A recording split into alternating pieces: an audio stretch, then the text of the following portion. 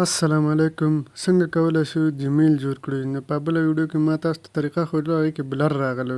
نو دې ویډیو کې به تاسو ته در وښیم. اول به راشئ خپل جیمیل ته چې کله راغلی نو دلته به تاسو په دې پروفایل باندې کلیک واخلئ. نو کله چې په دې کلیک واخلئ پروفایل باندې لاندې به راشئ، دلته یو صفحه تاسو ته راځي ایډ انادر اکاونټ، په دې به کلیک واخلئ. کله چې په دې کلیک وکړئ په دې ګوګل به کلیک واخلئ. کله چې په دې کلیک واخیستو مخکې ځو، یو بله صفحه راځي. نو دلته به تاسو په دې کریټ اکاونټ باندې کلیک واخلئ.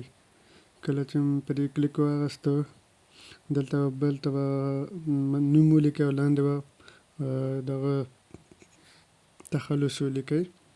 دلته به تخلص ولیکئ. کله چې دا ولیکو نیکسټ باندې به کلیک کړئ. دلته به کال ولیکئ، په کوم کال چې تاسو پیدا شوي یاست. دلته به ورځ ولیکئ، دلته به میاشت ولیکئ او لاندې به جنسیت میل به انتخاب کړئ.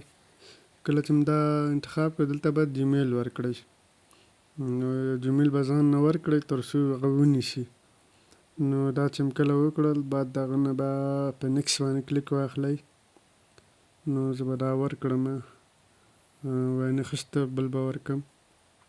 د په نیکسټ باندې کلیک وهلم. دلته به پاسورد ورکړئ چې ښه قوي پاسورد وي. هغه به تاسو ورکړئ. بعد د هغه نه به ستاسو جیمیل هغه جوړ شي، تیار به شي.